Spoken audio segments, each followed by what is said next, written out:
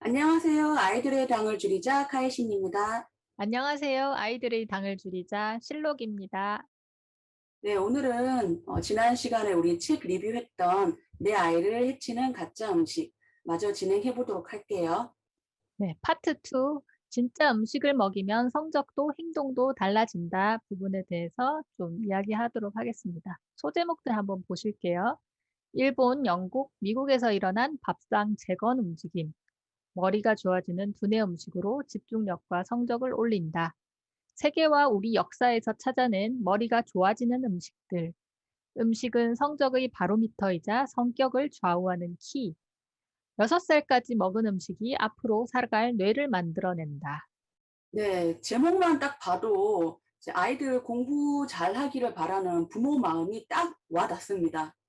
네, 책에 보면 그 두뇌 음식으로 집중력과 성적을 올린 학교가 소개되어 있어요.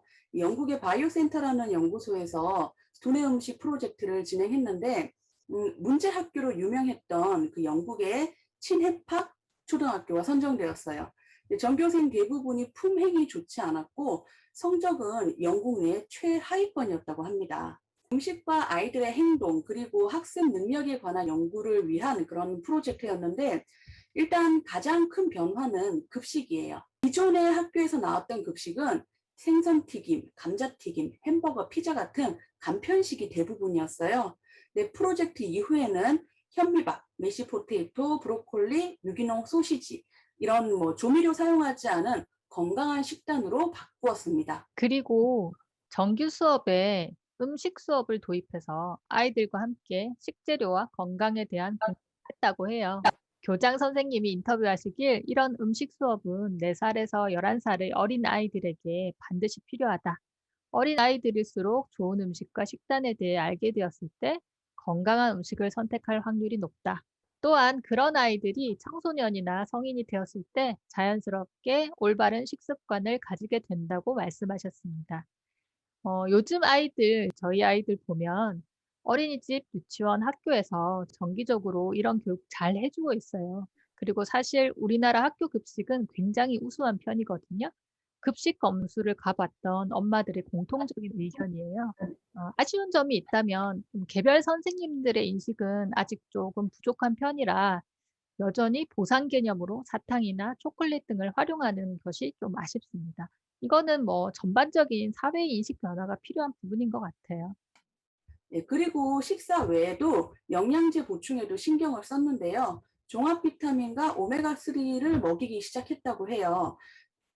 그리고 운동도 꾸준하게 하도록 해서 지구력과 순발력을 키우고 심장 박동이 늘어나면 뇌까지 원활하게 산소가 공급이 되어서 이제 이것이 결국 뇌를 활발하게 하는 그런 효과를 보았다고 해요. 8개월간의 프로젝트 이후 변화를 보시면 역시나 성적이 올라가고 집중력이 부족하고 ADHD 증후군을 보였던 아이들이 현저히 줄었다고 하네요. 역시 이런 결과들을 보면 아이들 학습 능력 키워주는 데는 균형 잡힌 영양 식사, 그리고 활발한 신체 활동이 중요하다는 걸 알 수 있네요. 예, 요즘 아이들 생각하면 가공식품 너무 많이 먹고 잘 움직이지도 않고 스마트폰만 끼고 있고 학원 셔틀, 학업 스트레스, 수면 부족 이런 현실이 너무나 안타깝습니다. 네. 그렇다면 두뇌 음식은 과연 무엇일까요? 첫 번째, 탄수화물과 단백질을 함께 섭취하면 혈당을 안정적으로 유지시켜 집중력 향상에 큰 도움을 준다고 해요. 여기 책에서 예를 든 음식은 현미밥과 생선인데 조금 아쉬운 부분이 있기도 해요. 적색육과 지방을 터부시하는 기존의 영양학 상식이 책 곳곳에서 발견되는데요. 이 부분도 좀 그런 부분이라고 보면 되겠습니다. 이 부분에 대해서는 마지막 마무리할 때 다시 한번 언급하도록 하겠습니다. 두 번째, 과일과 채소에 풍부한 비타민과 미네랄이 바로 두뇌 음식이에요. 그런데 채소랑 다르게 과일은 비타민, 미네랄뿐만 아니라 당분도 많기 때문에 지나친 섭취가 되지 않도록 좀 조심할 필요는 있겠습니다. 네, 그 채소 섭취 중요하죠. 그중에서도 뇌세포의 의사소통을 도와주는 대표 성분이 엽산이라고 하는데요. 특히 브로콜리에 아주 풍부하대요. 엽산이 많을수록 세포와 세포 사이의 정보 전달이 원활해져서 두뇌는 더 많이 집중하고 기억력도 좋아진다고 합니다. 세 번째, 생선과 견과류에 들어있는 필수 지방산입니다. 생선은 아시다시피 오메가3, DHA 같은 필수 지방산이 풍부하고요. 견과류는 불포화 지방산, 단백질, 마그네슘이 풍부하죠. 네 번째, 바로 물입니다. 탈수가 일어나면 뇌 기능이 떨어집니다. 물 정말 중요한데요. 의외로 이걸 잘 안 챙기는 아이들이 많아요. 아이들 물 대신 음료수 많이 마시죠. 그런데 음료수는 또 당분이 많아서 다시 물을 당기게 만들거든요. 이렇게 탈수가 많은 경우에 아이들이 건강검진을 하면 약한 혈뇨가 나올 수도 있고요. 탈수가 일어나면 알레르기 증상도 심해질 수 있습니다. 아이들이 배고픈 시간이 아닌데 배고프다고 하면 일단 한번 물을 권해 보시고요. 또 생수 마시는 게 어렵다면 각종 우엉차, 보리차, 결명자차, 레몬수 이런 걸 활용해 보시면서 익숙해지게 하는 것도 중요하겠습니다. 다섯 번째, 달걀이에요. 달걀의 인지질이 뇌 기능에 긍정적인 영향을 끼쳐요. 뇌 건강에 좋다는 레시틴이라는 성분이 달걀 노른자에 많이 들어 있습니다. 네, 우리가 지방이라고 하면 피해야 할 나쁜 것으로 인식이 되니까 인지질, 레시틴이라는 구체화시킨 용어로 쓴 것 같아요. 사실 이런 것들이 지질의 일종이거든요. 즉, 인지질과 레시틴, 이거는 탄수화물 단백질보다는 지방에 가까운 성분입니다. 이 지질과 지방을 의미를 혼용해서 쓰기도 하고요. 이렇게 지방은 우리 몸에 꼭 필요한 영양소입니다. 책 내용 중에 2살 이전 음식의 중요성에 대해서도 언급이 되고 있어요. 이거는 저희가 예전에 영상 보시면 2돌 전에 제한할 음식은 이라는 그 영상을 찍은 적이 있어요. 미국의 최신 식품 가이드라인에 나온 내용을 다뤘었는데 그 내용과 일맥상통합니다. 작가가 영양학자와 인터뷰를 하면서 푸드 네오포비아라는 단어를 알게 되었는데요. 네오는 새롭다라는 뜻이고 포비아는 두려움이라는 뜻이래요. 그러니까 2살 무렵 새로운 것을 두려워하는 인지 능력이 생기는 네오포비아 단계가 온다고 합니다. 이 시기에는 새로운 음식을 두려워하거나 거부 반응을 보이게 되는 걸 푸드 네오포비아라고 하거든요. 그래서 아이들이 음식을 가리지 않도록 하기 위해서는 이 2살이라는 시기가 오기 전에 다양한 음식을 맛보여 주어야 한다고 해요. 이유식이 완결되기까지 다양한 식재료를 활용한 다양한 음식을 먹이는 게 아주 중요하겠죠. 파트 3. 집중 탐구 밥상을 점령한 패스트푸드와 식품 첨가물. 소제목 한번 읽어볼게요. 한국, 중국, 일본 패스트푸드를 만나며 건강을 잃었다. 대한민국 초등학생은 식품 첨가물을 먹고 산다. 마법의 가루 식품 첨가물 무엇이 문제인가? 이것만은 반드시 먹지 말자. 꼭 피해야 할 첨가물 5가지. 트랜스 지방은 약일까 독약일까? 총정리 꼭 피해야 할 식품 첨가물. 이 파트에서는 식품 첨가물이 가득한 가공식품의 폐해에 대해서 자세히 다루고 있어요. 이것 관련한 내용은 사실 저희 아당줄 정보 영상 중에 식품 첨가물, 편의점 음식 파헤치기 이런 걸 보시면 되는데요. 이 책 내용을 포함해서 그 영상에서 더 많은 내용을 다루고 있으니까 그 영상을 참고하시길 바랍니다. 링크 걸어 드릴게요. 아담줄 영상에서 다루지 않았던 내용을 하나 소개해 드리자면 일본에서 있었던 일이에요. 편의점에서 팔다 남은 각종 음식물로 돼지를 키웠더니 3개월 후에 어미돼지 20마리가 220여 마리의 새끼를 낳았는데 이 상당수가 사산, 유산, 조산하는 이상한 상황이 벌어졌다고 해요. 돼지들 몸 색깔이 달라지기도 하고요. 또 살아남은 새끼들 중에서도 대부분 일주일 이내에 죽었다고 합니다.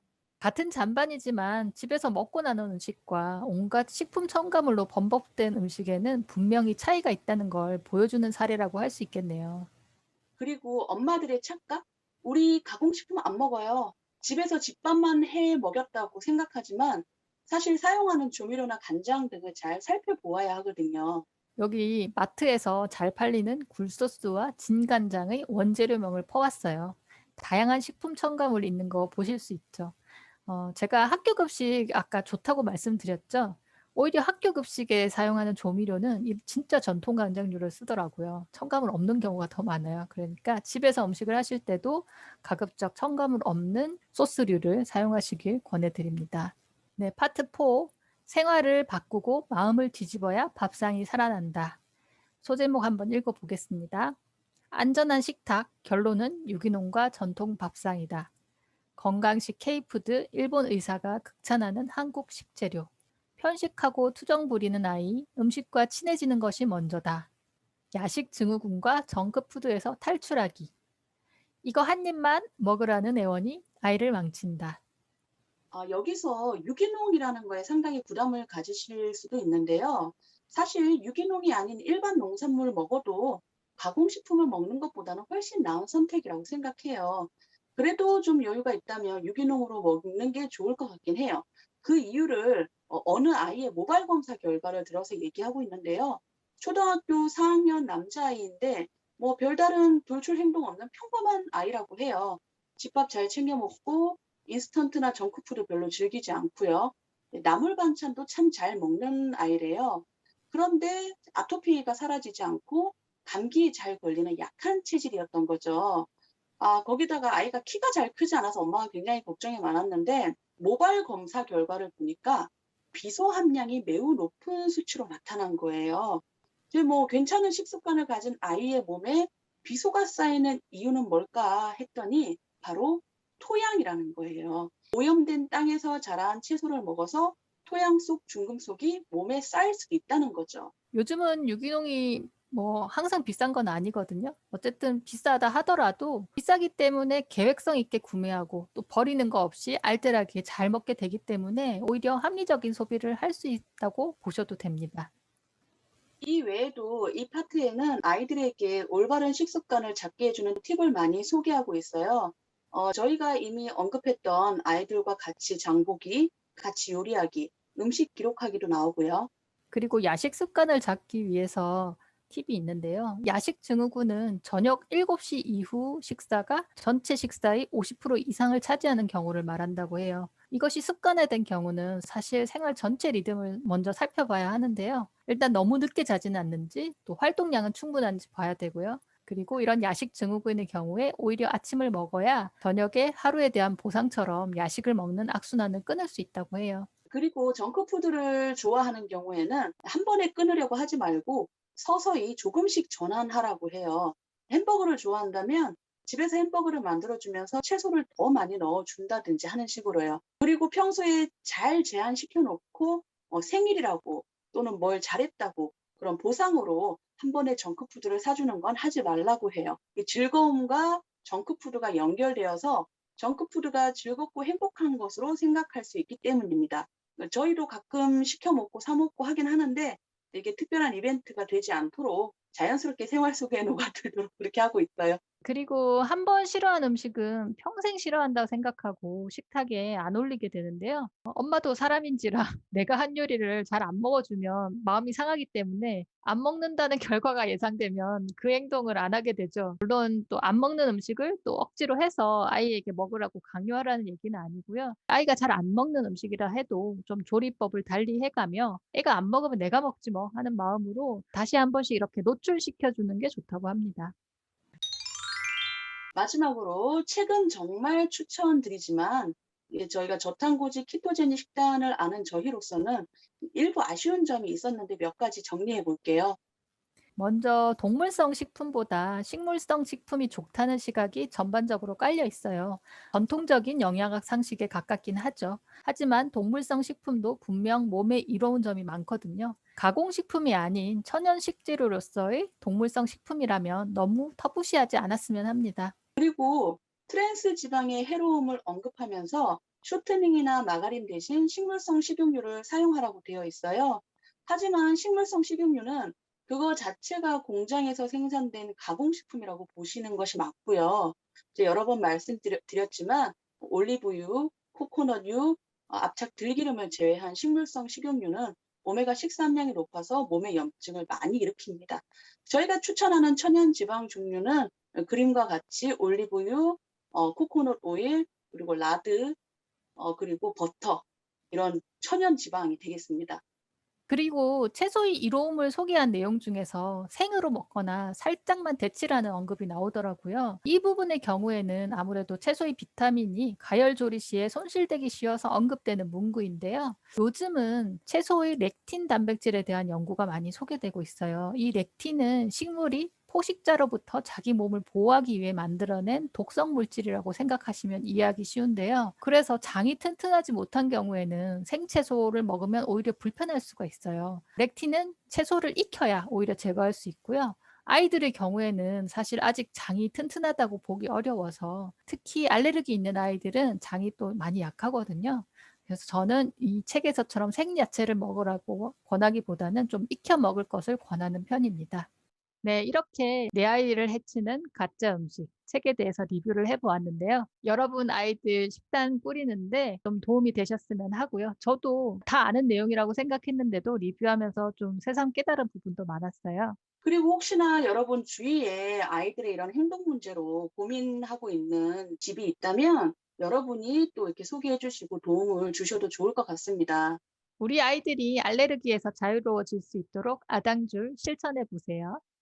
키 쑥쑥, 몸 튼튼, 뇌 똑똑. 아이들의 당을 줄이자 실천하세요. 감사합니다. 감사합니다.